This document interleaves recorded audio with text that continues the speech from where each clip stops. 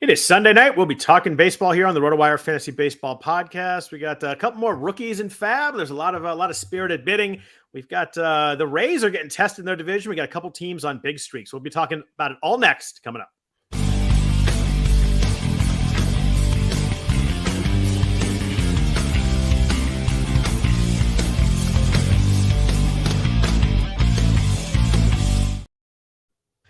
Happy Sunday evening, everybody. Welcome to the RotoWire Fantasy Baseball Podcast, sponsored by Rival Fantasy. We thank Rival Fantasy for the sponsorship of the podcast. Can you please rate or review the podcast? It means a lot to us, too. Also, I am Scott Jenstad, joined as always on Sunday nights by Jeff Erickson. Jeff, how are you? I think we're going to talk about the fact that I'm a Reds fan again here. Yes, our Reds. Our Scott. Reds are back. Our Reds, for sure. Yeah. I'm doing well.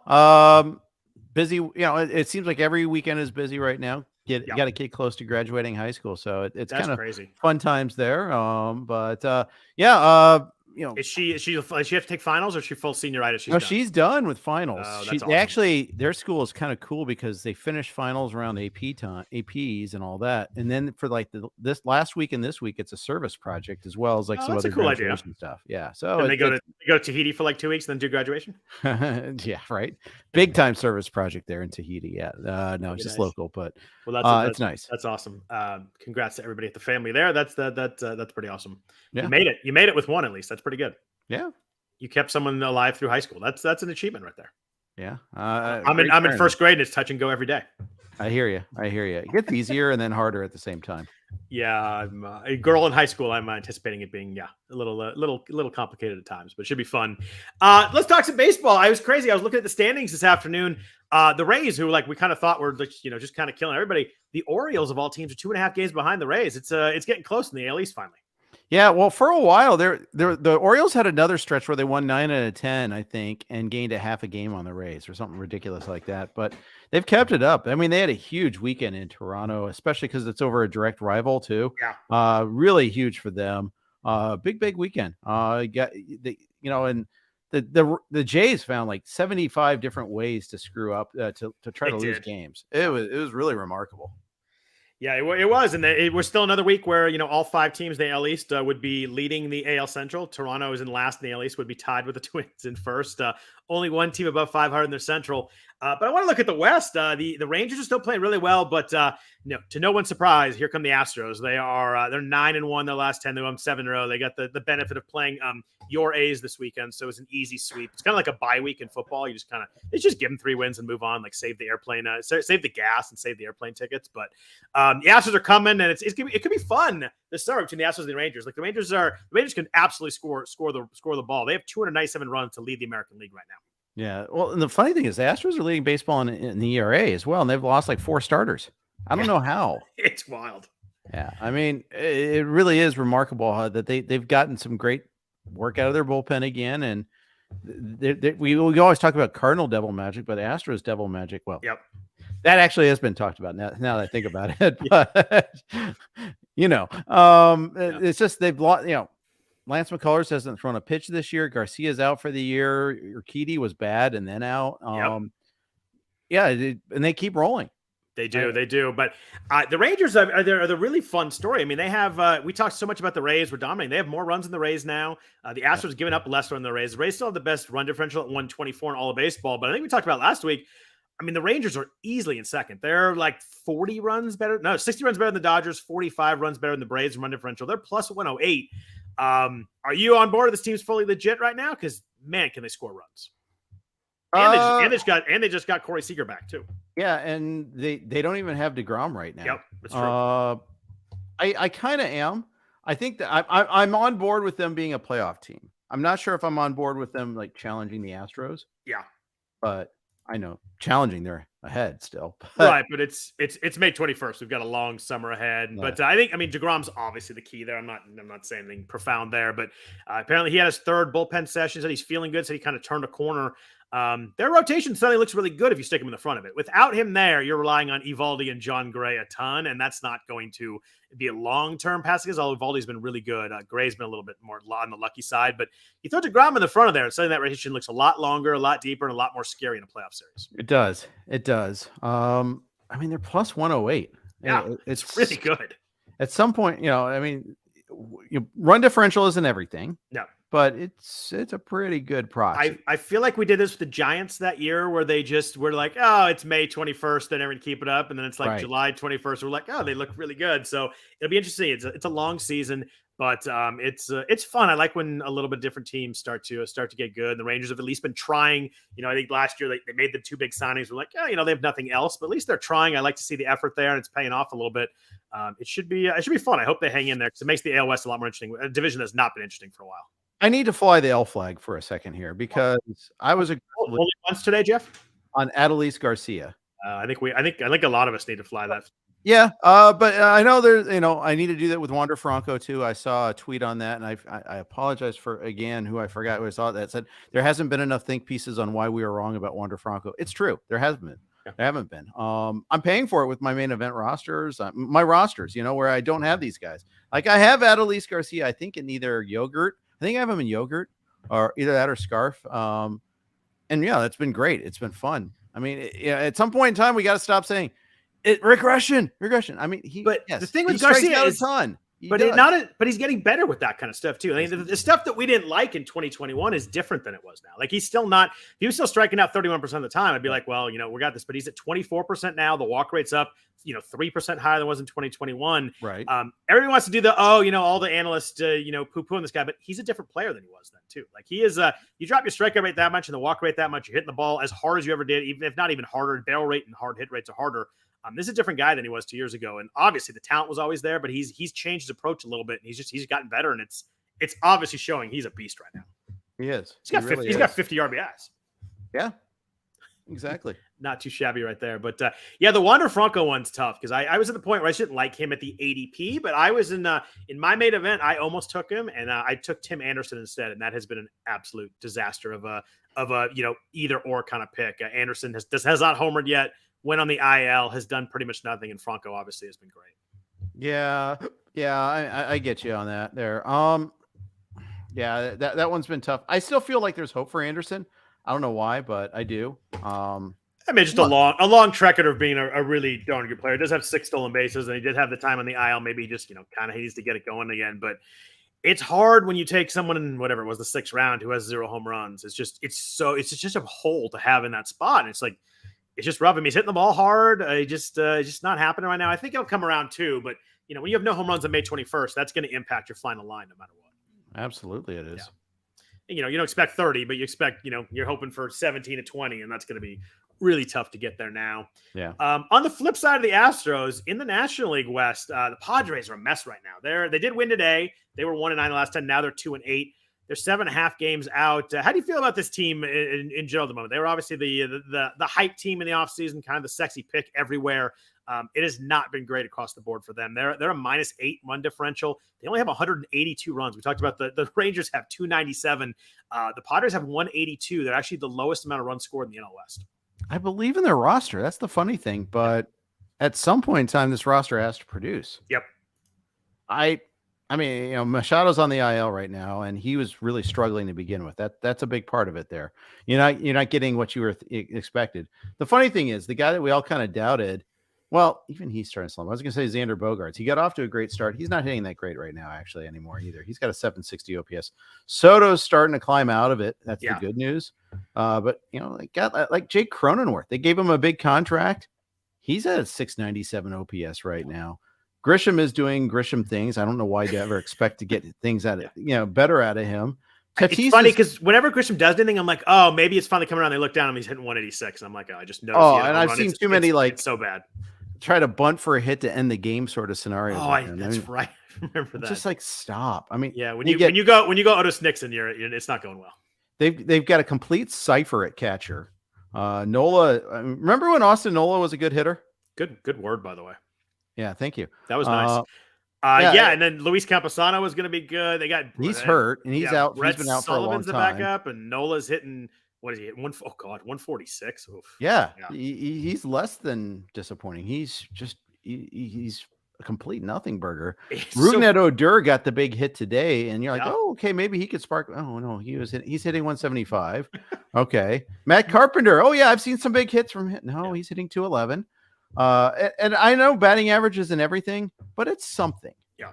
And they're hitting 223 as a team. It's funny. We're joking about Adolis with the 50 RBIs. They don't have anybody with more than 21 RBIs in the whole team. Yeah, he's got more than double of any of their leader. That is wild. A team with that many, supposedly star players. And if Tatis wasn't expected to be a superstar, we'd be pretty happy with his line 810 OPS. But he's supposed to be a lot better than that. Now, granted, he's coming back from a lot, and he's got 7 homers and 3 bags. So fantasy wise, he's probably you're probably content with what he's done so far. For sure. But even then, he's got 7 homers and 14 RBI to go with it there. Yeah. But I guess it's hard to get RBI when nobody's on base. It really is. But let's jump into the fantasy aspect, looking at week 9 a little bit here before we get into another FAAB period that was pretty spirited in the bidding. A lot of games this week, Jeff. Nobody has 5, so nobody has to worry about that. We have 14 teams with 7 games. Not only that, we have a Rockies all home week. We have a Rockies home week with 4 against the Marlins, 3 against the Mets. Hopefully we get a lot of runs out of this week, especially in course. Yeah. Although it's you look at some of the pitchers that they're facing. It's not, and you look at the Rockies lineup. I mean, come on. You're right. It's Cabrera, Yuri Perez, Alcantara, Braxton Garrett, who's been really good his last 3 starts. Luzardo, and then you got who they faced the second half of the week. There, it's someone else. Go the Mets. So they get Scherzer and Verlander and Senga. Yeah. That's Here's pretty wild. Quick quiz, and as soon as I ask the question, you'll know the answer. But who has the higher ERA, Braxton Garrett or Sandy Alcantara? Oh, I knew that because I actually looked at Alcantara today because I was going to put him on our list, and then I realized that it was just he's kind of had a lot of bad luck. His left on base percentage is really low, but he's over 5. 505 for him. Yeah. Braxton Garrett got hung out to dry, really hung out to dry, and he's at 460. Yeah, his last 3 starts have been really, really good. Yeah, and here's Braxton Garrett's got 44 strikeouts and 8 walks. Do not give up on this guy. Yeah, I was looking at him. I was trying to find a drop in one of my leagues. Wait a second. I mean, I'm not going to use him in course. Don't get me wrong. I'm not stupid, but I am stupid. But that Rockies lap's pretty bad though. But yes, it's still no CJ Cron. Garrett's true. a lefty and no Cron against him. Yep. So I mean, maybe I will use him. Maybe I am just that's crazy. A good question though. On the front half of that, with Edward Cabrera and Yuri Perez, do you throw both of guys for the 2 steps with the second start at the Angels? I don't like it, but. Especially, but the places where I got Yuri Perez, I got to take some chances. I think with 2 starts you have to. I think one at Colorado said it, but the second start, just the chance of that many strikeouts, who knows on the wins, but it's tough there. After all, I'm the new rogue drafter, Scott. At least when it comes to a Vegas draft. So maybe I'm the Rouge drafter. Last time I looked, the rogue drafter was 3rd in my league in the main event. So maybe he's not. Maybe he has a partner this year too. So maybe he's sandbagging all of them. And at least he had an excuse. He wanted to kind of juke the standings so he could be first overall after the first week. Maybe I don't have that excuse. Maybe it's like a 6-year long con. Maybe. I've got a 23-year long con, Scott. That's when we learn. I don't know. I mean, dude. This is the worst team I've ever drafted. It's the Saturday. Full slate of games. We had 4 hits. 4. Like in the morning or the whole day? The whole day, Scott. That's bad. That sounds like every single day the last 2 weeks of the season last year. Which is why I stopped watching baseball. It's when your team is sinking, it's just the worst feeling. And it is. There's it can't get worse. And then there's that little voice. It can always get worse. Yeah. We're 30 points in our league. That's extremely difficult to do. Only upside remaining. Is that where we go with here? I'm just going to keep trying. That's all. I will not abandon the team. I say, can I ask you a question you don't have to answer? Yeah. Do you still give that team all the effort that you would give a team if it had 75 points? No, because one, we have less FAAB remaining. Okay. We did get Yuri Perez a week ago. Nice. So that's part of it. But we reverse the order in which we go through our teams with FAAB. So now we go to the 329 first, and then 327, then 325 Vegas Main. So I need to, so I did change the order up a little bit, but no, I think I owe it to, I owe it to the league to keep plugging away at it, first of all. And right, I run a company. I mean, it's also May 21st. You can, I'm not saying you can win the overall, but you can certainly make a run and get hot. And you have some players that have obviously been slumping that are going to turn around. I think that May 21st is too easy. If it's July 21st, I'm probably I'm focusing on my other teams, but I think it's too early for that. But there was a guy that I want to talk about later, but there's been a lot of questions about him in the chat. A guy we talked about last week, Christopher Morel in Chicago. Yeah. We both talked about missing him. I think we were both of the impression we were pretty aggressive going. I was in the triple digits on him, got outbid. I think he had like 47 home runs this week, something around there. It was a bonkers week. He homered. I don't think he homered every day, but I think there was one day he didn't homer. I think he had 5 homers this week. He has 8 on the season already, which by the way is 8 more than Tim Anderson. He's played 11 games. Yeah, but 11. But somehow the Cubs didn't call him up until then. I mean. And we talked about a lot last week, and this is the most absurd. I mean, that's his best week of the season right there. But 36% strikeout rate. That actually went up today. He struck out 2 more times today. 37.5% strikeout rate. 4.5% walk rate. Like, he doesn't walk. He's striking a ton, but he hits the ball hard. We talked about it in last year. He had a lot of strikeout concerns, but he still went 16 and 10, like 16 homers, 10 stolen bases. So it still was valuable fantasy wise. The 235 average didn't kill anybody in the league last year. Maybe that's a little different this year, but his BABIP is 474 right now. Like, that was actually his best week. He's obviously very, very playable, but there are going to be some slumps here. So I do not want everybody to freak out. They didn't get Christopher Morel. There are going to be some slumps, and they're going to be pretty epic when they come. Yeah, there'll be slumps. I think the overall investment's going to be way worth it, and you will totally regret all season long not having him. I was trying to make the people in the chat feel better, Jeff. I understand that, but yeah, and the thing is, I do have him in a couple of places, so I'm not completely like FOMOing here. But at the same time, I just think he's legit. You take what you get. I think he's a poor man's Adelise. Yeah. And he qualifies at second.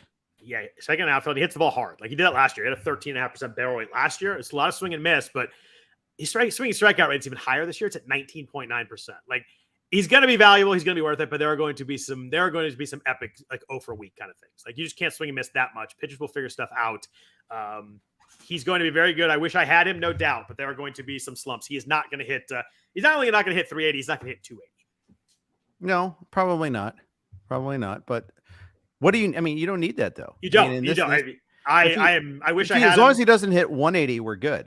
I'm pretty sure I don't have a guy who hit 5 home runs in a week all year. So, like, this would have been my best offensive week from anybody all year. So I fully regret it.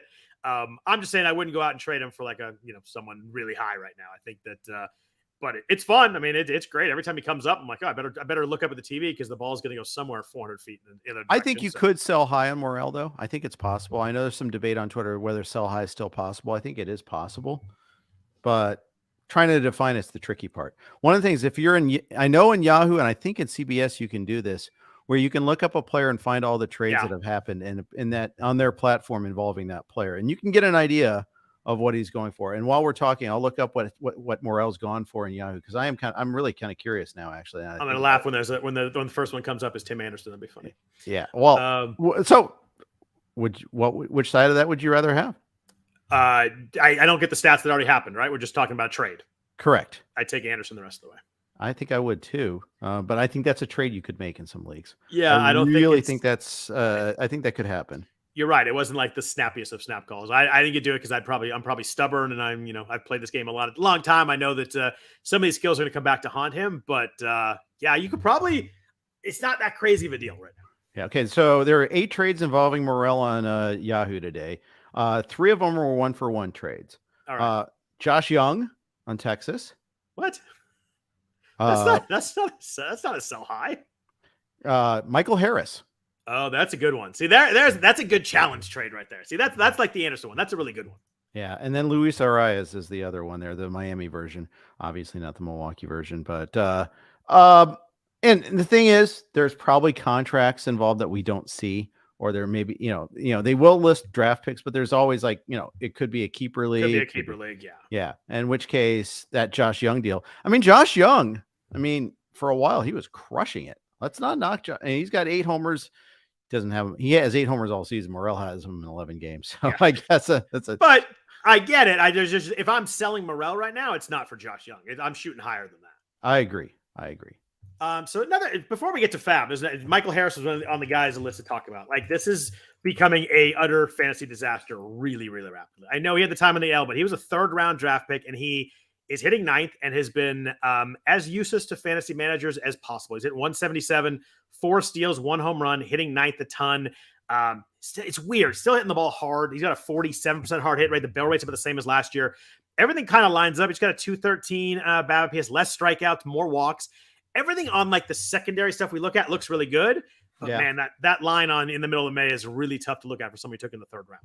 It is. And well, the worst team ever drafted, I have him in the 3rd round. I have, I do too.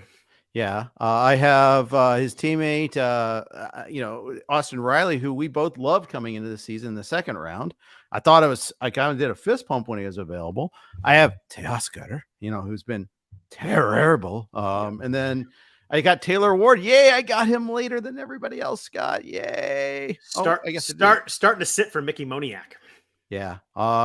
That's not great. No, it's not. Although former first overall pick in the MLB draft, Mickey Moniak, to you, mister. I knew he was first round. He was first overall. First overall in 2016. Wow. But my apologies. No, it's okay. It's okay. But Michael Harris, I mean, but you look at a lot of people there were people that were strident about fading him at cost. And they're looking pretty darn smart right now. I obviously did not fade him at cost. I took him at cost. A lot of the theory was he strikes out too much. That's gone down. It's just so weird to look at his line. I mean, everything looks exactly the same, except the BABIP's 150 points lower. So maybe, but hitting 9th is huge there. I mean, he has 8 runs and 5 RBIs. I mean, that's from a 3rd round pick. It's just utter, just kills you. I know he missed some time and obviously used somebody else in that time, but he's been just awful. And I don't know he's going to get out of hitting 8th and 9th for a while here. And that just kills you. Yeah, it does. It's not even like they're benching him at all. That's the thing. No, he's just hitting 9th and doing nothing. Yeah. It's been rough. But other good offensive schedules this week. We talked about the Rockies are all home. That makes the Marlins a really good schedule this week. They have 4 against Colorado, 3 against the Angels. They do get Ohtani on next Sunday, I believe. But the Marlins are a team where you actually pick up some guys too. There were some guys that were available there. So that's the Marlins are a good stream this week. The White Sox are pretty nice. 3 against Cleveland, 4 against Detroit. They obviously missed Bieber because Bieber pitched tonight. That was a good game tonight. By the way. Bieber Verlander was a lot of fun. Both those guys looked really good. I still don't understand how Bieber only allows 2 runs over all that there. He's not dominant at all. Everything you look at is like Bieber shouldn't and he just kind. I know he got hit last start, but he just kind of gets it done. The ERA is around 3 again. Yeah, but you're not getting the Ks that you used to get out of him. Yeah, he's down. He's down under 20% now. The velocity's down. It's swinging strike rate's down 3% on Bieber, but I don't know. He's finding a way. I don't know how long that can last, but he's finding a way at the moment. Yeah, kind of. He's a better pitcher than this, but it's got a Dallas Keuchel sort of feel. Where it's a good. He's not. I don't know if he's quite there yet, but that's a really good comp of a guy that was really good and kind of figured it out until he didn't. Yeah, he's fooling him. He stopped fooling him. Yeah. It could get to that point. Kyle Hendricks is another guy like that. Although, again, Kyle Hendricks was never that dominant. He had some great seasons. He was never. Bieber used to be dominant. That's the thing that's so amazing about this. Let's see. Question in the chat. Since we're talking pitchers, any thoughts on Jared Schuster in Atlanta, who pitched really well today? I think 6 innings, 1 hit, 1 walk, 7 strikeouts. I'm doing it off the top of my head. I'm not looking at the box score, but he was really good today. How do you feel about Schuster kind of going forward in this Atlanta rotation? I had bids in on him. We did not get him so far in the main event leagues, but Schuster looked really good against Seattle today. I think he was the higher touted of all the young Atlanta pitchers, including Bryce Elder, who's been great too. Yeah. Yeah. But Elder had the advantage of doing well out of the chute, whereas Schuster did not. It's funny how those early starts make that big impression, and it's not just the results; it's how you look when you're doing it too. I get it. There's other considerations here, but he's got a good chance to stick in this rotation the rest of the year. So I like him a bit. I do too. The walks worry me a little bit, although the walks have been a this year problem in both in AAA and the majors. Had a ton of walks, but last year was 6% in AA, 8% in AAA, so maybe a little higher than you want AAA. But now he's like 15% between the 2 levels this year. I think that'll kind of regress, come down. He's not getting a lot of swinging strikes, although that'll update to a today's strikeout. So probably that. But he did look really good. That was a fun game too. Him and George Kirby was a good matchup too. Kirby's really good. I know he gave up 3 runs and lost today, but that's against the Braves. I thought he looked really good too. He's a stud. Right. I agree. He's every bit worth it there. Kirby, and I think Gilbert is, we talked about Gilbert in draft season a little bit there. We've talked about him in other times. I think they're both solid. Talk about Gilbert a little more for a second. Sure. Because all the guys at the bottom we were talking about at the end, but I didn't love Gilbert at his price just because the strikeouts weren't quite No, there. we talked about that. The Yeah. strikeouts are there right now. He's up to 30%. His K- walk is over 25% right now. He's been really, really good for them. And he's one of those guys that we talk about a lot of guys like I think we talked about John Gray. It's like, yeah, the numbers look all right, but we know it's some bad stuff coming. He might be the opposite. His xFIP is 2.96, his xERA is 2.92, and his ERA is 3.81. I think this is the guy that, the whip's 1 right now, really good. I think the ERA, if he keeps something like this, the ERA is going to come down. 29% K- walk, and it puts him among the elite guys. Right. That's absolutely right. I just like how Gilbert, evolved. He's found another pitch to work on getting that strikeout, getting that swing and miss. Yeah, he looks like a different guy to me when I watch that pitch. Throwing the curveball more. He's throwing a split finger now too, like 13% of the time. Dropped the fastball rate a little bit because he throws hard. The velo's actually down a little bit, but he's just mixing and matching so well. You can tell that, like you said, he's kind of adjusted and it's just on a different level. Yep. Yeah. Exactly. Let's see. Since we're talking about the Mariners, they have a really good schedule. They're home for 7, 4 against Oakland, 3 against Pittsburgh. Seattle's a team that needs to get it going a little bit. They were hyped coming in, all the young talent, the pitching. They're getting lapped so far by the Rangers and Astros. The Mariners are 2 under right now. It's time for them to get hot, and 4 against the A's is a pretty good spot to do that. Yeah, absolutely, and they need to. I mean, they've been middling this year, but it's May. You can as long as you're not like just absolutely tanking, you've got a chance to be fine. Especially how many, did like 7 teams make the playoffs again? Do they stick with that? 6. 6, okay. 6 and 6. That's what it was last year too. Yeah. 7 was only the COVID year, right? Yeah. Okay. It was. Was it? Yeah, it was 7 or even 8, maybe. I don't know. Yeah, I forget. I think you're right. It might have been 8. I think it might be even at the start. But we're going 6. So we got 3 wild cards and 3 division winners. That's right. That makes sense. So cool. Let's jump into FAAB talk. There was a lot to let's talk about today. A lot of offense for the first time in a while. There were 3 or 4 interesting names in offense in a lot of leagues. The top guy, since I mentioned before, our Reds. I'm in the Matt McLain business. I have my main event teams are actually pretty decent pitching wise. There's a few I could use some ratios here and there, but like for the most part, I've actually hung in their pitching. My offense has been really struggling. We've talked about many guys I've drafted, including Michael Harris and Tim Anderson. They're not doing anything. I went pretty big on McLain. I was in like the mid 100s on McLain. Everything I looked at looked pretty good. Minor league wise, got some pop, got some speed. He's hitting second for the Reds, obviously in a really good home park. It's only going to get better when we get summer weather in Cincinnati. How do you feel about McLain? You're obviously the Reds fan, so I'm hoping you're tell me you're positive on this one. He was crushing in AAA. I mean, there's no arguing against that, right? The question for him obviously is like, where does he end up long term? But for our short term purposes, he's up now.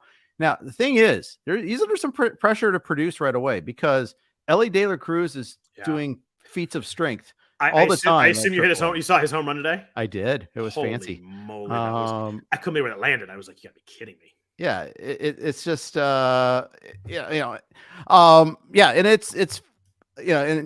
it's really fun to see this. And Encarnacion Strand hits a bomb every other day too. He's going to be up at some point in time. Noel Marte is crushing it at AA. He needs to move up a level.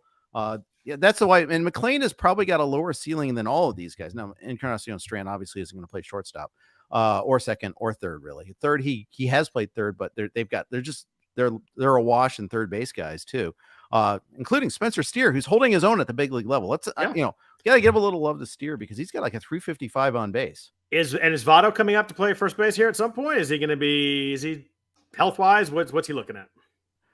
I don't know. Because Steer's already playing first base right now, so that opens that up. I really don't think the Reds have any sort of urgency. I mean, the money's spent regardless, right? Right.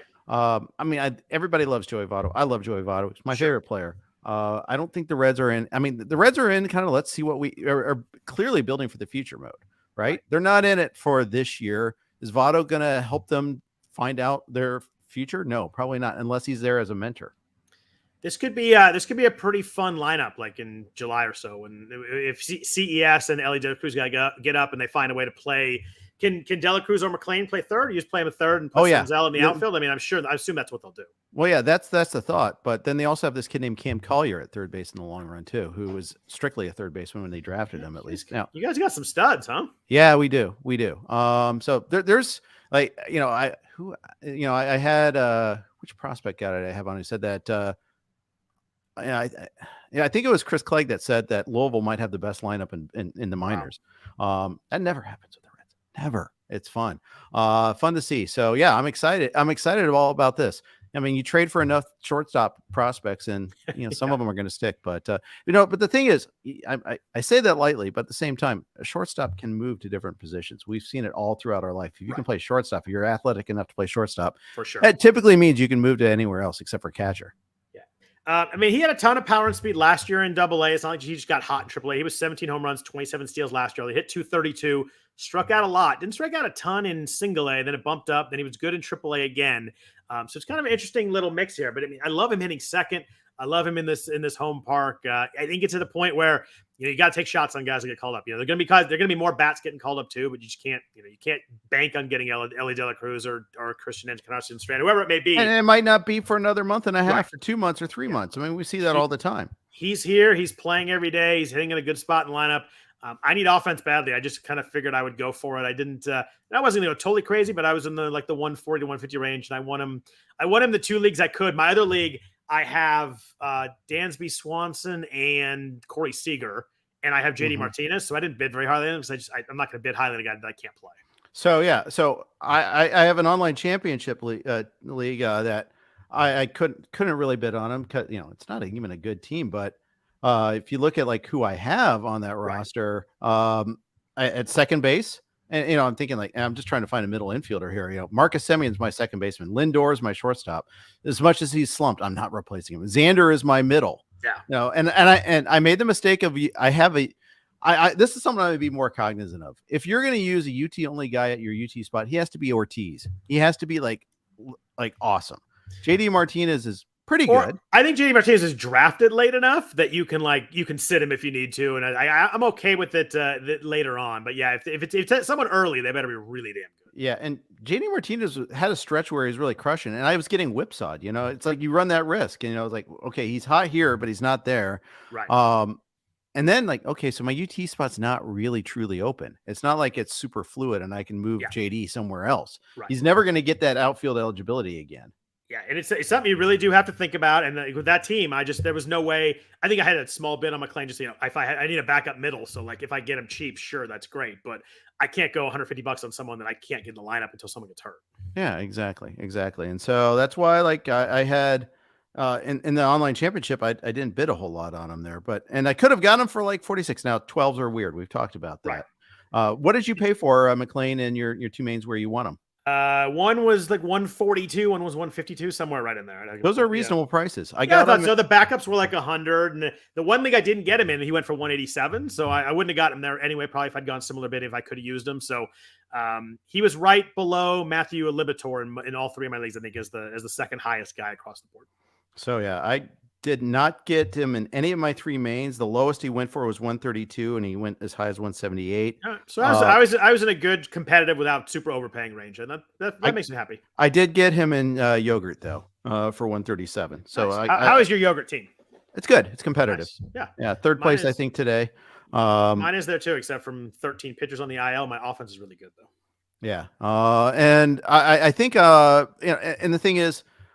In that one, I was close to. I was within a couple points of first place, but this week has been kind of tough on me there. But I feel like it's fundamentally a good team, and that's always fun. In May, that's what's most important. It's funny we had just had the UT only conversation because the next guy up is Mark Vientos of the Mets, another guy who's crushing the minor leagues. His numbers in the minor leagues, you look at his WRC plus down there, they are really, really good. Called up by the Mets. Playing time is an issue here.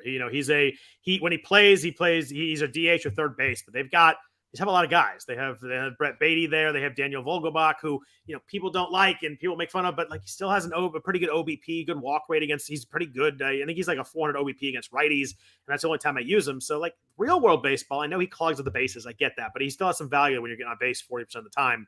What'd you do with Vientos here, who obviously was crushing in AAA and hit really well in AAA last year too? I dialed down my bids for the reasons you stated, that he is not playing every game. He crushes a homer in the first game. He sits the next day for Tommy Pham. And then Buck was Daniel Vogelbach is pretty good too. So he clearly isn't going to play Vogelbach against righties. That quote was he's not going to go away from that. So, and what I saw though, is they're thinking about putting Beatty in the outfield to make room for Vientos so he can play third base, because Vientos clearly can't play the outfield. So I at least that's the implication to me. I don't know if that's true or not, but clearly they think that, because that's it's either DH or bust so far for Vientos. So that's something I'm kind of worried about a little bit. And he was called up last year. Vientos was. He played 11 games at DH and 2, I think, at third base. So guess what? He's DH only or UT only in our league. Sure is. And in FBC. And he's a long ways from getting 10 anywhere too. Like, he's going to DH a bunch there. He'll play some third base, but he's a long ways from getting third base eligibility. Yeah. So I just, you really can't lock up a UT guy that's not even playing every day. I mean, it's just, I guess you look at the schedule and see, the Mets are facing 3 lefties, but how often does that happen? Yeah, I actually had to kind of keep it honest, but I got him for $32 in one of my leagues. So cheap that if I can use him some weeks, I will, but it's not that big of a deal. Jumping back on McLain real quick. Someone asked in the chat, he's been hitting second against righties. Will he play against lefties? He's right-handed, so I assume he'll play against lefties, right? You would know better than I would on that one. Yeah, I think so. I think he just sat one day against the Rockies in his third game, was really stupid and annoying. Against Gomber, no less. But he is right-handed, so I would assume that he'll play. I don't know of any reverse split issues there. Yeah. So, and the Reds, I mean, again, their one mission is to find out what they have in him and to play him on a regular basis. Now, as we've seen for a lot of these young guys, they can struggle initially. Yep. We're all excited about McLain. We're excited about Vientos. The Beatty's kind of been okay so far. Guess what? Most of the time, these hitters struggle. We got so spoiled by like the Acuñas and some of these other top young guys, Julio, but even Julio last year had a horrible April. We're spoiled by freaking Michael Harris last year too. Yeah. We got spoiled by a lot of these guys, but that's not the norm. The norm is to struggle first and then pick it up. Aaron Judge struck out like 45% of the time when he got called up. A-Rod got sent down 3 times before he really started clicking.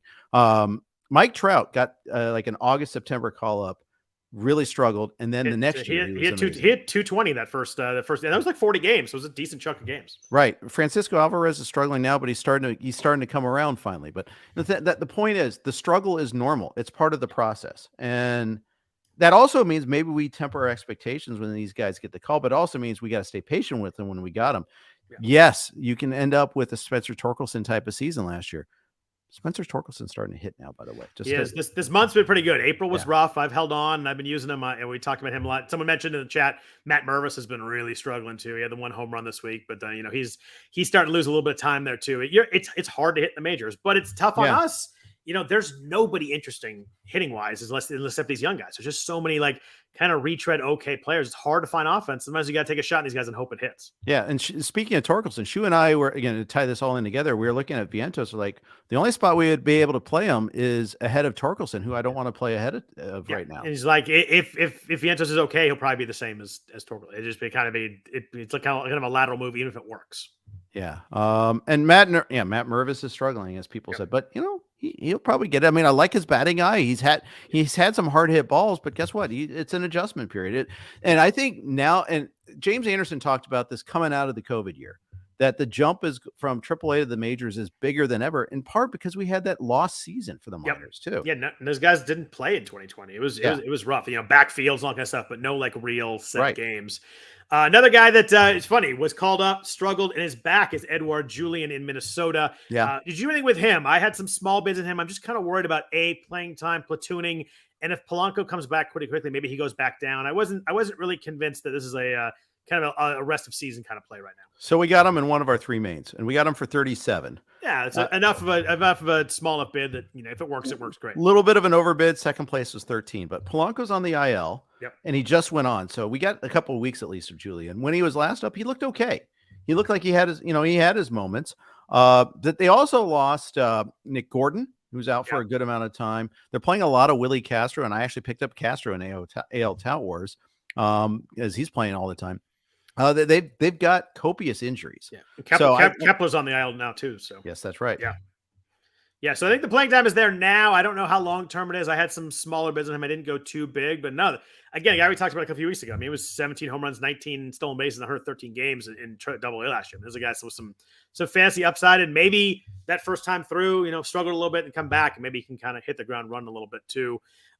In Colorado, we talked about Colorado has a lot of home games this week. Brenton Doyle is starting to do pretty well. I think he has 4 home runs, 6 stolen bases, hitting the ball pretty hard. They have 7 games this week. He's playing almost every day. He's hitting down the lineup, but this is someone that maybe gets some of this Coors action this week. Could be a really nice stream this week. Yeah, I had to dig into him a little bit. He was crushing the AAA this year too. I just assumed it was the latest fool's gold Rockies guy, but then I looked into him a little bit more, and maybe there's something to it. I think he's pretty much a stream at home sort of guy. Yeah, still, I do too. But that has value, especially this week. Again, hard pitchers to face. That's the only thing that gets me a little squirrely. Scherzer and Verlander look like aces this weekend too, so that's the thing that kind of gets me a little bit more nervous. Senga looked like an ace his last time out too. So that's three games. That was the best Senga look by far. He looked really good in that 12 game. Ks, right? Yeah. Maybe the first game he looked really good too, but like in terms of like people haven't seen him and all that kind of stuff, it was really good to see him look good because he had some struggles and some command issues. He looked really good in that game. Yep. It's funny. I think we talked a couple weeks ago about not being able to sneak anybody through. With Brenton Doyle, he was 50% rostered. I kind of figured, maybe I could get going here. He went for 77 in my league. I was in like the 30s, and I thought that was a pretty aggressive bid, and I wasn't even close. Yeah, and he's the hitting Louis Varland. By the way, Louis Varland's been worth every penny of that $65 pickup there. It's too bad because I liked him, and I thought I went aggressive on him too. I've just underestimated what being aggressive is on some weeks this week. I lost 46-37 on him in one league, so instead we got who did we get there in that league? We didn't get any hitters in that league. Yuck. Gross. And I missed out on Moniak too, and I wanted Moniak a little bit also. Although I don't entirely trust a playing time with Moniak, but he's playing well now. He is. I don't either. Our good human Rob DiPietro in the chat commenting that your stream at home kind of guy sounded like you were watching movies at home. Yeah, well, I'm definitely not my radio co-host Nick Whalen, who is not a movie guy. But anyways, wait, not a movie guy at all. Oh, like aggressively not a movie guy. It's pretty funny. Interesting. Wow, I like that. That's definitely outside the box right there. Yeah. We're gonna we did a side bet, and if he loses, he has to watch like Harry Potter or one of the. This is like the kind of person who's like never seen Titanic or like Star Wars and all that kind of stuff. All that stuff, all of it. He's seen like 15 movies, I think. He just doesn't want to spend that time. Fair enough. Yeah. TV or none of that either. No, he does TV. He does all right, TV. And it, 30 to 45 minute segments at a time. Right.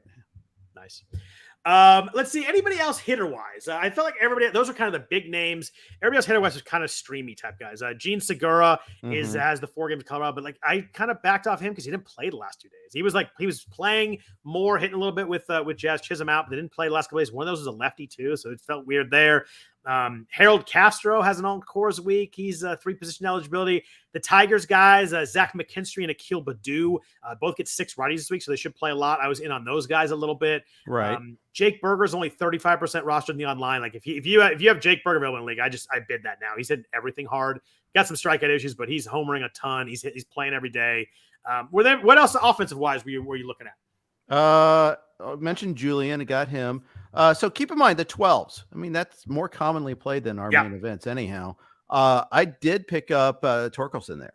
He was available. Oh, nice. Jared Walsh was available in a lot of leagues. Walsh is starting to play a little bit more and playing well. And how do you feel his playing time is going to work out? I know obviously he had the really big 2021. Last year was rough. I know Rendon's on the IL right now, so that helps. But how do you think they end up? Is he platooning or do you think he ends up playing every day? I mean, he's got to earn his spot. But if he does, I mean, that's just the thing. He's got an opportunity now. That's the way I look at it there. And this is a guy we're talking in the first, top 100 picks at one point in time. So last year. Yeah. Danny Jansen was available in some leagues. Game winner, Danny Jansen. And had some bids on him. Home runs when they matter. Yeah. Well, he hit some period, which is better than Alejandro Kirk right now. But that's true. One of the biggest bombs of the year as far as like catchers go. I feel like he was really bad early last year too, and came on. Is that it was the other way? Right? He finished poorly. Finished poorly. All right. I knew he was the hot. Last 2 months of the season, he didn't hit for any power. He ended up with like hitting 285 for the season, but the power just went away in the second half of the year. That's right. I lost Jose Trevino on the worst live main event ever drafted, which is just when you lose Jose Trevino, and that's a problem. That speaks volumes about your team. We thought about Bo Naylor, but I don't think he was. I looked to see if he was available. He wasn't. We thought he got called up as like the 27th man for the DH, right? And I think he goes back down. But I mean, the Guardians, their catcher spot is epically bad. Was it 0 for May? I think I saw a stat. It was 1 for May. 1 for May. Right. Today, when they got 2 hits from not Zunino, but the other guy, Gallagher. who was smashing watermelons in the other game. I got that joke. I got that. Thank you. Yeah. I did. Uncle Ted has been talking up Dane Dunning. I got him in a 12 teamer this week. He was available still. I kind of badmouthed him last week with the lack of strikeouts, but he's pitching well again. I think some bad stuff coming at some point for Dunning, but if you picked him up a couple weeks ago or you're using him, he's been really good. And obviously, if you got wins in your league, like the Rangers score a ton of runs. Yeah, that's right. Yeah. That was kind of the offensive days. I lost Jose Trevino in a league too. I think I just added say it for me, Higgy, the Yankees catcher. I added him to make it easy, but he hits the ball hard at least, but it's ugly at catcher. Yeah. So instead we picked up Ryan Jeffers, who has some power and whatever for $2, whatever. Billy Hayes posts in there. Royce Lewis is due back soon. That's a guy that I put a pin in too. I've been looking for him. He had like 3 homers in a rehab game. He's with the Twins with all their injuries. He's a former stud prospect. Like and is still like James Anderson has him way high in his prospect ranking. So if he gets that opportunity, and even Buxton, what I'm saying, Buxton was among the guys that also got hurt, but he's more day to day. I would keep an eye on Royce Lewis. I was trying to get him now before we get into the McLain bidding war here. It'll be higher than McLain. Yeah, not available. Yeah. I did look today, man. Like randomly, someone had picked him, but nobody would have picked him up because he was out to start the year. But yeah, he's a stud. That's gonna be an interesting situation in Minnesota with playing time. And we talked about Julian, we talked about Plum coming back. It's gonna be interesting to see once they call up Lewis. I assume he'll just play third base, but they're gonna have a crunch there too, depending on if they can move Buxton off of DH. Yeah. Let's jump into pitcher FAAB. I know there's a lot of people asking about Matthew Liberatore, so let's jump in there. But first, a note from our sponsors at Rival Fantasy. A new MLB season means it's time for a new kind of daily fantasy baseball. Rival Fantasy is the fantasy platform reinventing the way daily and weekly games are played. And they brought a new game to the ballpark this year that fantasy players will not find anywhere else. Rival Fantasy games include Fantasy Bingo, head-to-head player challenges, and Fantasy Book, where users can select over-unders for 2 to 5 players. With games like this, daily fantasy has never been better. Right now, RotoWire listeners can get a $50 protected first play. That means if you win your first play, you keep your winnings, but if you lose your first entry, Rival Fantasy will fully refund you up to $50. Go to play.rivalfantasy.com/signup and use code RotoWireMLB at signup and deposit a minimum of $25 to get your first entry on Rival protected up to $50. Now's the time to step at the plate and become a Rival today. Welcome to the arena. So Matthew Liberatore was the bid. A lot of people asking him about him in the chat. Was the big bid this week, and it got really kind of confusing today. He pitched earlier this week and pitched really well. He was someone that struggled last year in the majors when he got called up. Wasn't very good in AAA either, but has had more velocity. Apparently some stuff changes in there. Pitched really well in AAA this year. Pitched really well upon his first call up this week. And then there's a quote afterwards. I think it was from John Mazzoliak saying, maybe he's going to get his next start. Maybe he's not. Maybe we're going to use him in the bullpen. Very vague. And then Marmol said something like that he's going to make his next start. And all of a sudden, he came trotting out of the bullpen against the Dodgers. I think it was the 7th inning or the 8th inning. Comes in, gives up 2 runs, and something got confusing. I think the bids probably came down. I think it probably would have been over 200s on him if he was he's starting next week. I think he's still going to start. From everything they said, he's still going to start. But now it's kind of will he start? He threw an inning today. Is he okay off 2 days rest? Is that like his throw day? It just became really confusing. This is someone that was really struggled last year too. So you have to buy into the new changes. But someone that on a team that's starting to play well has some really good upside if he's who he is. But do they go 6-man rotation? Do they put Steven Matz in the bullpen? Do they put Flaherty in the bullpen? I don't think they'll do that. He pitched really well last game and struggled today. What did you do with Liberatore? Because I found this one to be one of the more difficult calls. So I did get him in a 12. Did not get him in my mains or what was your range on the 15 teamers? Were you going kind of keep him honest in the 50s, 60s? Were you going in the hundreds? Where were you going? Yeah, it kind of depended on the team. Okay. But around 100 is where I kind of capped it. I think in one of them I was like a 135-ish. I still might in one league. I still have another league where the bids are still pending. I might go around that too.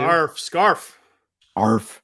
I also have the RotoWire Staff Keeper League, and I think Labor runs. And Labor's we got 3 minutes for the deadline on that too. Yeah, I know the Scarfians are going to be all of them are listening right now because they right. They're changing their bids based on what you say in the next 90 seconds. I'm going to play 3D-dimensional chess here while they're there. You doing go. That. But it's so hard to figure out what they're doing here because they do have 5 starters, but I think I'd call it pretty clear that he's one of their best 5, but obviously, they've got some issues. They're still believers in Matz and Flaherty who have struggled. Again, Flaherty's taken some steps the positive way. I don't think he'll. He wasn't that good today, though. But again, against the Dodgers, great through 4, and then he had a 4-1 lead and just blew up in the 5th. He was like he pulled a Zambrano on us. He left it 4 2/3 with the win in. It was terrible. The Zambrano, I love the implication of the Zambrano. He pitched so well. He had like 10 strikeouts last start. Pitched really well. I don't think he's going anywhere. Jordan Montgomery's not going anywhere. Mikolas is not going anywhere. Wainwright's not going anywhere. So it's got to be Matz, or it's got to be 6-man, or Liberatore goes to the bullpen, or he goes back to AAA. It's hard to figure out. And if you're spending this much money, I'm so sick of Ollie Marmol. I'm so sick of him. I want to be done with him. But the Cardinals I still think the Cardinals have a good chance of winning the division, despite all of this. They've gotten really hot lately. I mean, 2 weeks ago was fire everybody, and now they've gotten really hot.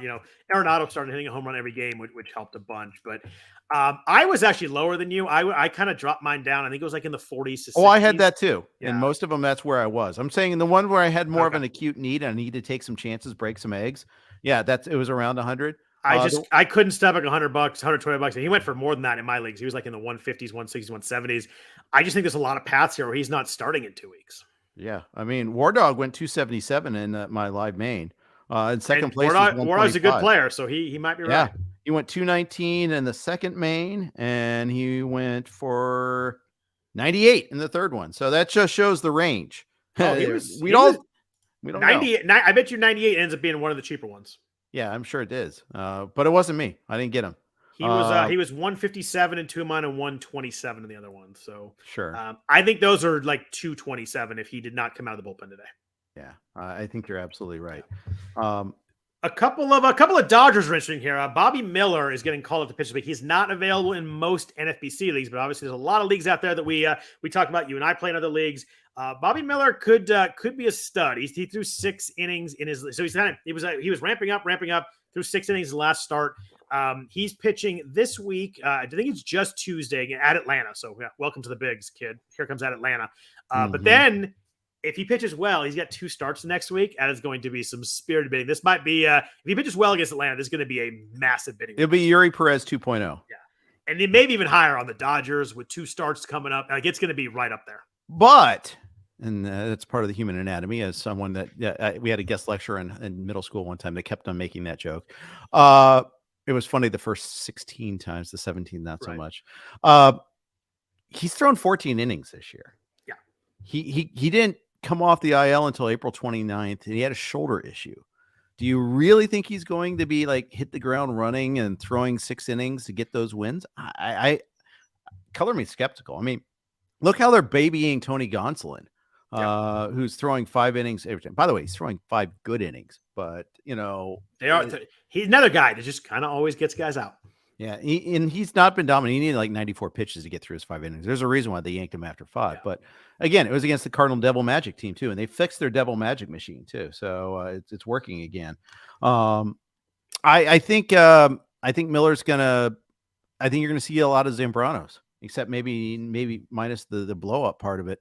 Right. It's like when we were talking Mason Miller earlier this year, and we were concerned about the durability and the usage. Yeah, Mason Miller was super fun, and everybody was dunking on us. It worked out fun though. Yeah. And I'm not saying and to be clear, I'm not trying to reverse dunk right now. I'm not trying to like do a Matumbo here, because Mason Miller could come back next, 2 weeks from now and dominate again. He was dominant. Mason Miller's not coming back in 2 weeks. No, I know. I'm just saying he could. The quote was they're hopefully pitches again this year. Yikes. And that's just the thing. That's a bad quote. That's always that never works out well when that's but of course he threw 25 innings last year and had shoulder problems. We were on here talking about that. Like the upside was huge, but like there was a chance he threw 12 innings. And that's kind of what happened. Bobby Miller could be the best of the Dodgers prospects. He will not be the best of the Millers this year. I think that goes to Bryce. But he could be huge, and he has a great first start against a really good team like the Braves. Then it's going to really drive up the prices. Yeah. Gavin Stone, though, is getting the start on Monday, and that one interests me almost as much. And we obviously want to talk about different size leagues. He wasn't available in many main events, might have been none, but he was only rostered in 38% of the online championships, and he's pitching this week and was available now. Did you bid on him in your 12-teamers? I couldn't find him. I couldn't find him available anywhere. Yeah. Now, I may have been that I was looking poorly, but that's always plausible. but I didn't see. Yeah, I'm looking at mine here just to double check, make sure I didn't miss out on him. While you do that, nope. the thing with him and Stone, or him and Bobby Miller, they both threw over 100 innings last year. So there's a little bit of leash there if they can, get healthy and roll. And they both had strikeout rates over 30% in the minors. Like the Dodgers are just, it's crazy. The Dodgers lost so many people too, and they just kind of keep calling up guys with 30% strikeout rates who are studs. And they just, these good teams stay good for a reason. Yeah, I think you do. So we've been, in context to our question about Liberatore and all that, Liberatore versus Blake Snell.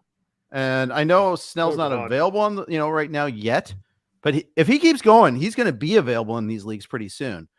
What's your take on Blake Snell? I mean, the thing we liked when we talked about him in the offseason was the fact the second half was good with the walk rate. And it was totally different. His problems are always, when he struggles, always been the walks. 2021 was a huge walk issue year. And then last year was early on was a walk issue. Now it's not.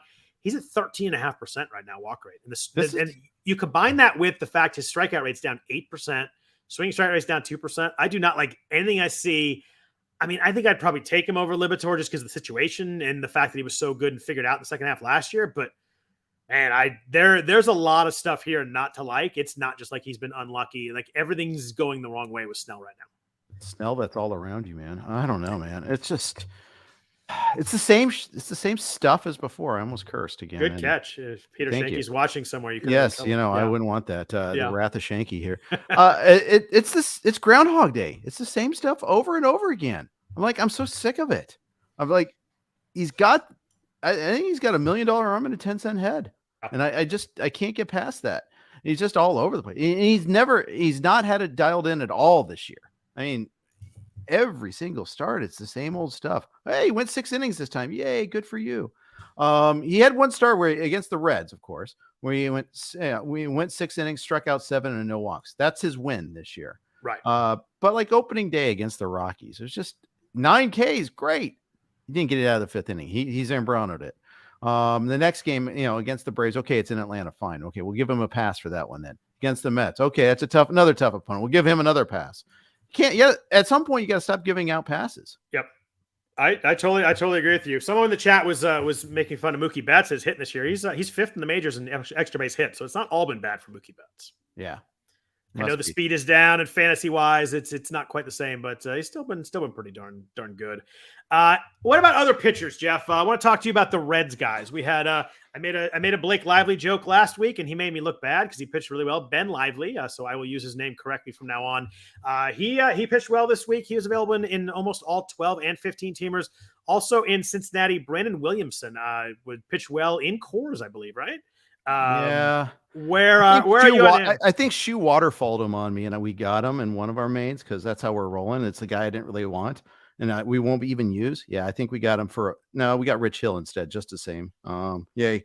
But no, we did get Williamson somewhere, and I can't. Oh, here it is, and one of them. And we dropped Brad Boxberger, so whatever. I mean, right. I think we rostered him in the hope that maybe he's okay, but Williamson's got like a 6.80 ERA in AAA, and he was terrible last year. So I'm not really expecting much out of him, but yes, he had a good start. In spring training, he had some good outings that showed some promise, and then he'd get thrashed the next time. And that's kind of been his track the last 2 years. They got him as like the featured guy, at least from a pitching standpoint, in the trade with Seattle for Suarez and Winker. By the way, Jesse Winker also 0 homers this year. I dropped him in 15 teamers last week. I just couldn't. For you. I couldn't find ways to use him, and I was like, "What am I doing now? Why am I holding on to someone that was good 2 years ago? I just couldn't do it." Yeah. Yeah. So I'm passing on Lively also. I don't see a whole lot of upside there. I know he's pitched well so far. Struck out 8 in his first start against the Yanks. Yeah, maybe I'm wrong. And he was a prospect of some ilk in 2017. Went to Korea, and he was okay. He's fine there. Great. I'm not in on him. I hope as a Reds fan, I hope I'm wrong, but yeah, maybe they turned him around. But it was 16 to 10 K to walk in AAA in 27 innings. That's the signal I'm looking for that says that okay, he had a couple of nice starts, and we'll move on. Yeah, as I looked at them, I found myself not super interested in either one. I liked Lively a little more than Williamson when I looked. Yeah. You should probably, but I don't think really either of them are all that much to get excited about. They got a terrible ballpark and a bad team with no good relievers behind them. Yeah, that's kind of where I felt. Alexis Diaz is good though. Okay, so the one good reliever behind pitch him? 8 innings, then we'll talk. Yeah, that's true. You go 8, you'd be good. Did you need any Michael Lorenzen? Michael Lorenzen's been pitching pretty well. We're in on him. Pitched well this week. He was 76% rostered in the main event coming into his 2-start week this week. Yep. Obviously, very, very available in 12 teamers. I like Lorenzen. I added him in 2 leagues last week. Used him this week. He pitched well. I forget who it was against, but he's at Kansas City and home against the White Sox this week. I'm throwing it out there again. Won him 37-34. Dropped Mike Clevenger in the process. How good did that feel? Oh yeah, I feel like my soul is so clean now. Great. We dropped a set of numbers. We didn't drop the player himself, but yes, I was more thinking he's been just kind of not very good. Well, there is that too. Yeah. I was just gonna say, if I wanted to feel morally clean, then don't draft him in the first place. Yeah, mine was more a roster ratio clean at 4, 5, 6, and 1, 4, 6. Getting rid of that is a good thing. It is good. Since you mentioned Eugenio Suarez, someone asked in the chat, would you pick him up? Someone has Gunnar Henderson, Miguel Vargas, Yohan Moncada, and Jose Abreu. Oh gosh, Jose Abreu, who has also not homered. That's my drop. Yeah, I'm consistent in that one. There, I've been saying drop Abreu for the last 3 weeks. Drop Abreu, really? It's worked so far. It didn't really work out so much because I said pick Mervis up for Abreu, but oops. I can't believe Abreu has 0 home runs. Yeah. Is that crazy? And he had 1 in like the last, whatever it was, 7 weeks last. It's an amazing stat. He has 0 home runs. From your number 5 hitter. And they just keep hitting him there. Dusty's the new Charlie Manuel. Brad Lidge has a 7 ERA and he gets 35 saves. That's Albert Pujols hit that ball off Lidge so far, by the way. That's still the homer that I don't believe anybody can hit the ball farther. No matter what you tell me on StatCast, like that was the most insanely perfect launching. That ball was smoked. Yes, it was. Yeah. Let's see. What about bullpen? Bullpens are rough. Chicago White Sox is kind of interesting. Graveman's been pitching pretty well. Got the last save. We're kind of up in the air on Liam Hendricks right now. I mean, understandably, he's kind of needs some time to kind of figure out he's throwing to live hitters. I don't think the just toss him a major league game that we kind of thought a couple weeks ago is going to happen is quite happening here. Graveman seems like he's the guy at the back end of the bullpen right now, and maybe you get it for a week or two, something like that. Yeah, we were in on him. It was knowing that, okay, this is unlikely for the long haul. But we didn't get him, but we were in on him. We didn't, I think where he was available, we didn't have an acute need. Where we did have an acute need, he wasn't available. I grabbed him for in the low 20s in the league. I just figured that's cheap enough for a stream for a week. If Hendricks needs another week, maybe I can throw him in there. But pitching better. Who'd you pick up in the A's bullpen, Jeff? Because it seems like there's a lot of really good options here with Zach Jackson on the IL. I couldn't even get through the sentence. Sorry. Yeah, it is. It's tough. I you know what? By the way, 10 wins this week. I was but still have 10 wins. Yeah. It's the most unwatchable baseball team I've ever seen. I'm comfortable saying that. Did you see? I can't forget who it was. I think was it Jason Stark that did the 10 crazy stats about the A's this week? I missed that. Yeah. Some of the numbers are worse than the 62 Mets right now.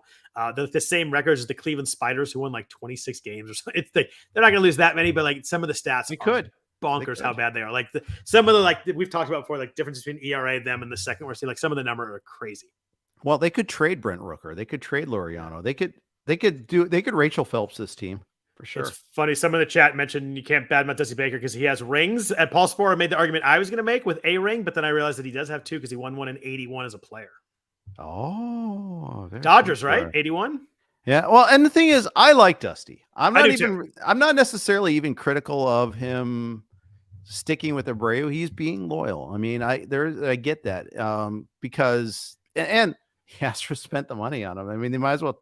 I'm more critical of the front office for signing Abreu in the first place there. Speaking of bullpens, there was a good comment in the chat here. Carlos Estevez is 12 for 12 in save-offs, and it's just been. I think we texted about him earlier today. Yes, he's been awesome. I'm old enough to remember when I pivoted away from Estevez, thinking he's so terrible in spring training for Jose Quijada, who is out for long periods of time. Yep. Yeah, no. Paul Sporer weighed back in saying he knew about the play ring. I thought that was funny because I was about to make the exact same argument with a ring on Dusty, and then I realized he did have another one there. But yeah, Esteban's been awesome. 12 saves and like looks really good. And like any doubt about who has the role there, like it's his job right now, and he is. And you got him in like pick 275, 300 too. Yep. Good for you. I mean, it's crazy. Yeah. Sorry to interrupt you. Your buddy Dan Prepis picked him in our league, and we kind of all laughed like, "Oh, Angels homer," and all of a sudden, not laughing so much. Yeah, he didn't even curse when he made that pick. I'm gonna hit him with a golf ball next year in retaliation for that. A few news and notes before we get out of here. Julio Urias, Dodgers pitcher, obviously a high pick, went in the IL with a hamstring strain after having a really bad start. The fade Urias because he got lucky last year. People are looking pretty good right now. It's not been a great start to the year for Julio. No, he gave up 4 homers in 1 inning against Cardinals Devil Magic Machine there. It was just unreal to see that. Urias has had his moments where he's been fine this year. But then you look at the overall numbers and you're like, ooh, this isn't great. You're at 4.4, 1.16. So the whip's been pretty good, but obviously last year was 2.95 or whatever it was in the low twos, right? I think it was even lower than that. I was making the argument for him though. Yeah, he was 2.16 last year. My apologies. He was actually really good, but 4.39 and now on the IL and it's a hamstring. Like that's it's not great. No, it's not. It's just their whole rotation. Losing Dustin May's a killer. Hate seeing that. I cut May in one league to I think it was the online championship. I just straight up cut him because I don't think he's coming back. Urias, he's throwing 93, but swing and miss was a little down. Ks were a little down. The home run to fly ball ratio, 4 homers in 1 inning will do that, but it doubled. I went from 10.8 to 20.3 basically. So I know that's mathematically not exactly doubling, but it's close enough. Did you see the clip of Trevor Bauer giving up tanks in the Japanese minor leagues today? I did not. He got demoted. Hate to see it. It looked like he's playing on a field like that I wouldn't have played in high school. Like it would have been nice enough to play. Like the field was awful. He looked like he was playing on. It's pretty wild out there. Yeah. Good bullpen question actually from our friend Anthony Gialdi. Any thoughts on the Cubs bullpen? It is messy out there. Michael Fulmer and Brad Boxberg kind of started the year. They've both not there anymore. We got Brandon Hughes, but Jeremiah Estrada, I think 6 strikeouts his last 2 innings. I think he only pitched a third of inning today. So his 2 innings prior to that, struck out the side. Has a lot of upside. The walks are an issue, but do you see like a way where maybe Estrada figures out a way to get into this closing role before too long? I think he's in the mix. I think it's never going to be just one guy. I think they're very comfortable using a bunch of guys. I think Leiter gets some. I like Leiter. I think he's a really good pitcher. He's got reverse splits, though. Weirdly hasn't pitched in like 5 days. It's very strange. Yeah. No, I need. And by the way, Ted asked like, why did I cut May? I thought he's going to be out long term, is what I read with him. And maybe I need to double check on that one there. And I also need to double check that I actually cut him. Was I successful in cutting him? But I thought that I read that with the flexor injury there is going to be long term. Actually, I did not cut him. I lied about that. I held on to him for what I read is flexor pronator strain will sideline for him at least 5 to 6 weeks. I actually think he's a cut. Yeah, I mean he's going to go PRP to avoid surgery, and that almost. I don't think this is a Dodgers playing with innings. I think he's actually hurt, and you're telling me he's out at least 6 weeks. Like that's going to mean 2 months at best case. He's pitching like end of July. I can't hold that right now, and hasn't not to the point where you're like someone you have to hold. I think he's a cut for me actually. In a 12, especially, I think. And maybe even in a 15 too, but I think it's only because he would have been my 4th cut out. I picked up 4 players. I only picked up 3. And maybe you get another week of news here, but I think in a 15 is a cut too. I just think we're looking at 2 months, and then we're looking at kind of short innings to start out. I think it's gonna be a long time for you able to really start him in the league. Yeah, and the thing is, we don't have IL spots in these leagues. So when we're saying we're cutting a guy, it's because we need the spot. We can't just stash him and wait for him to come off the IL. And okay, he's fine. It means every week that we're holding on to him means that another guy we're not picking up. That means we don't get Liberatore. We don't get a stab at a closer. Or I mean, we're talking. Maybe you don't get a middle infielder that you need. And you're taking zeros. Like there's a lot of different ways to do that. And sometimes you just need the spot. And I think 2 months is too long to wait for me. Yeah, and keep in mind we don't have head-to-head playoffs in this league too. I mean, it's every championships are lost in May. They may not be won in May, but they're absolutely lost when you're not picking up other guys, when you're playing a man short, and then you bench another guy because he's got a mad matchup, and then you're dealing with Abreu and his 0 home runs, and you got to figure out that. There's a pressure that's put on you there, and you have to make these tough decisions every single week. And there's a lot of back and forth where you should have IL spots or not. I prefer no IL myself. I think it helps. I like that you have makes tough cuts. I like there's more guys in the waiver wire. I hate when you can hold I think a couple IL spots is fine. I hate the 5 or 6 IL spots. I just don't like that. I don't like when you can, and there's nothing on the waiver wire at that point. So I like that you got to make tough decisions. And sometimes it sucks. Sometimes you get the bad end of the injury luck, but usually that works out. I also think, I like doing them all. I like playing different formats. It keeps it fresh for me. And there is no right or wrong. This is how you prefer to play. I prefer no IL spots. Doesn't mean it's the right way to play. Doesn't mean I disagree with anybody who likes IL spots. Just the way I prefer it. I think it's all a personal preference thing. And I love any kind of fantasy baseball. So I'm good with all of them. Yeah, and yes, Roto is the original game, and that's what I know, and that's what I know the best, and what I love. But head to head's a purely awesome way to play too, and it's actually something. It's more widely used. More widely played. I know on CBS and on ESPN, more people play head-to-head Roto than anything head-to-head than anything else. Sometimes it's head-to-head points, sometimes it's head-to-head Roto. But the point is, different strokes for different folks. I like that we have all our different games. We happen to love the NFBC, and that's why we spend a lot of time talking about that. Yep. But I understand all the other formats are valid too. For sure. There are a lot of, and I play football. I play a whole bunch of different formats. I think that I kind of limited my baseball formats, but I think all are great. All are fun. As long as people are playing and talking about it. I love all that. A few more injury notes before we jump out of here. I'm a little worried on Logan Webb, Jeff. He left early yesterday. He's actually been pretty good for me. He's actually one of the reasons my pitching's hung in there. Had some soreness in his back, I believe he's had, and then today came out.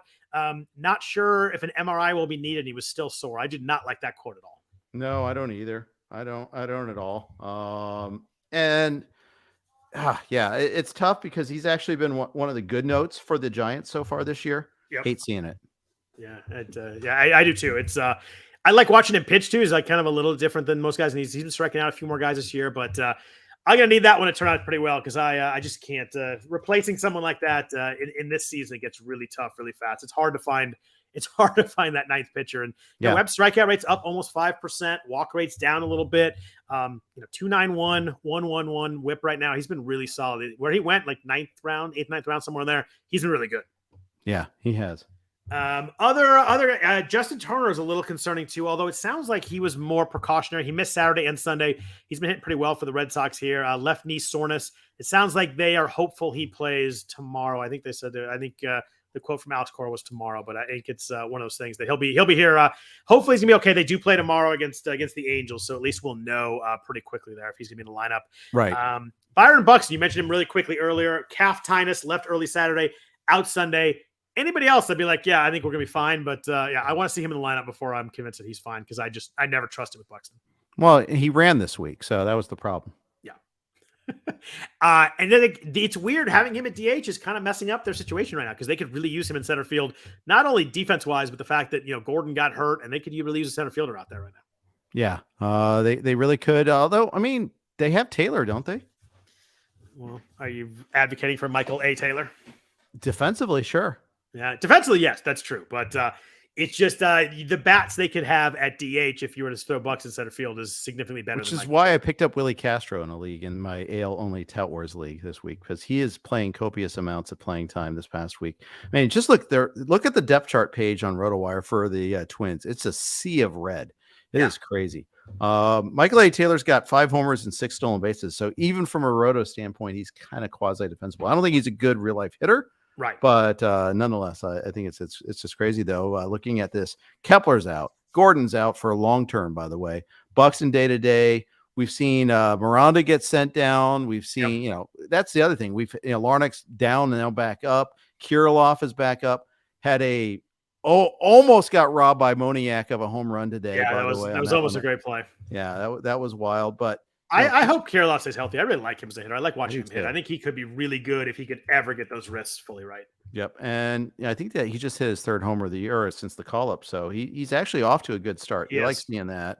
By the way, why are Angels fans booing Carlos Correa? How are the Angels possibly robbed by the Astros? The Angels have stunk this whole time. They would have won that division every year if they weren't cheating, Jeff. Yeah, that's right. They were just this close. But I get it when Dodger fans boo and Yankees fans a little less because they've been kind of cheating a lot themselves. Red Sox fans have no right to boo. But whatever. I mean, it's just funny. Correa is. I just think it's funny that Correa is this lightning rod still. I think people just like booing too. But yeah, no, the Twins. We mentioned Royce Lewis earlier. Both really excited about him coming up, and it's going to be. I don't think it'll be very long there either. So they're going to have. It'd be interesting what they look like in like a month. I think their lineup could be really fun if they can kind of figure out how all the moving parts go together there. Speaking of your A's, Jeff, Seth Brown rejoined the team on Monday. They got their best hitter back. No, their best hitter is Brent Rooker. But their best hitter is Brent Rooker. They got their best hitter from last year back in Seth Brown.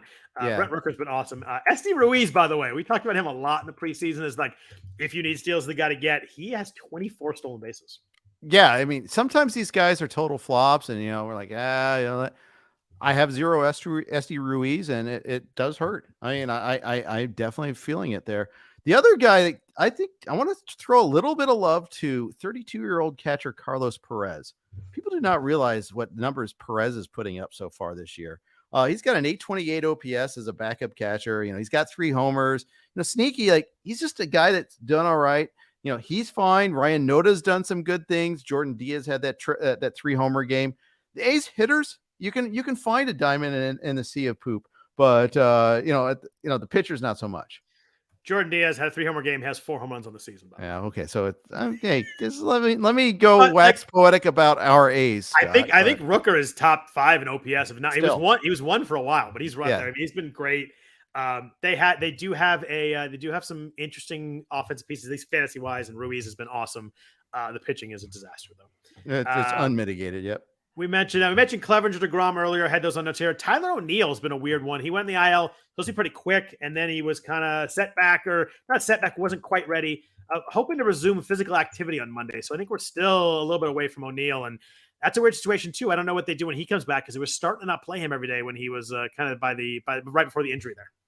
Oh, ever since like week 2 of the season when Marmol picked a fight with him publicly in a public forum. Yes. Yeah.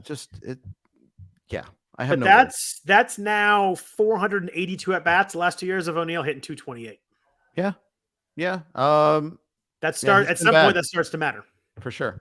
Yeah, still hits the ball hard, but 34% strikeout rate. I'm not convinced he walks into a full-time job and comes back. I think he's got to slowly get that back with some production. I think he'll get there eventually, but I don't think he's quite going to be there right away. You mentioned the Astros and their injuries earlier. Lance McCullers is a weird note. It sounded like he was kind of starting to ramp things up. There was a note today. They're hoping he's back at the All-Star break. We're talking still 2 months away on McCullers. I mean, it's a torn flexor tendon. Yeah. And the track record of these is always don't bet on injury optimism with that. You don't bet on injury optimism, period. But with flexor tendons especially, you don't. And with McCullers, you don't. Yeah, I was gonna say you put McCullers on top of all of that, and we're talking about like I don't think you can hold him in any league you don't have an IL spot on right now. Yep. Yeah. That's kind of all the players I had. All the players I had at the bottom kind of came up during the discussion. The only guy I want to ask you about left, Josh Lowe in Tampa Bay is not only good for where he was drafted. He would be good right now if he was drafted in like the second round. He is crushing it, hitting 305, 10 homers, 8 stolen bases. Everything about him is different right now. Last year he came up, really struggled, 30% strikeout rate. He's down to 23% this year. Hard hit rate's up 5%. Barrel rate's up 9%. Everything right now with Josh Lowe looks legit. He's the Tampa version of Jared Kelenic. Kelenic homered against a lefty today, by the way, too, which is pretty impressive. But Lowe, I mean, yeah, he's awesome. And the thing is, we were talking about post-type sleepers before. I mean, the challenge is now, okay, let's identify who's going to be next year's Josh Lowe. That is going to be a painful offseason conversation. Everybody's going to be next year's Josh Lowe. Yeah, but I think the formula works as long as we don't start getting priced in like the 6th round on him. And even then, 6th round Josh Lowe would be pretty darn good right now. And I mean, you talked earlier about guys that, it's hard to hit when you first come up to the majors, and it's just the way it is. It's hard to hit. And sometimes these guys are really talented for a reason. And Lowe was really good in AAA last year. He struck out a ton, but made a lot of had a lot of production, and the strikeouts weren't that bad in the previous minor league years. And I wish I had more of them. I have him in yogurt, and that's it. And that's why my offense is so good there. But I wish I'd taken the value elsewhere, because he's been probably the best. Him and Yandy, probably the same team, been 2 of the best values. But Josh Lowe's probably been the best value. Yeah, Yandy's awesome too, especially because third base has been such a minefield. If you have Yandy, like, I nailed it. Yep, I'm good. It works there. And Yandy's a frustrating for me. He was the one like mid-round third baseman I liked and had bolded. I ended up taking a third baseman early, so I didn't take him. And that's always frustrating. That's a figure out next year is guys I like, make sure I just get them and stop, kind of talking myself out of people mid-draft. Yeah. Your bad year is not as bad as my bad year. I'll just say that. Again, it's May. I'm still hoping our bad years turn around because I think I'm kind of middle of the pack in all three of my leagues, and middle of the pack overall in all of them. And it's just it's been frustrating. It's hard to really kind of stick with it and fight as hard as you do. But I'm still considering it's May. There's a lot of I was like the team that I almost won last year. I think Zach Waxman had the where guys were at this point last year. I think I was like 200s last year. So there's a long ways to go. A couple really bid weeks, you can make a real deal. Yeah, for sure. Well, Pat Robertson's dead, and I didn't get David Robertson, so I need something to rescue me from the 700 club with one team there, and I don't know what's going to do that. You really worked at that one. Yeah, well, I've been using the 700 club for a while, but how many teams, were there 795 teams overall? Is that what there was? I think so. I think I think it's right in there somewhere. So. Yeah, we were 788 at one point there. That's a tough start right there. You only can go up, or I could stay. It's possible, but let's not stay. Yeah, let's not. Someone in the chat, Uncle Ted said 0 people drafted Harold Ramirez. I would promise you that's not true. You can look at some of my drafts. I do have some Harold Ramirez. I love Harold Ramirez. That dude just hits.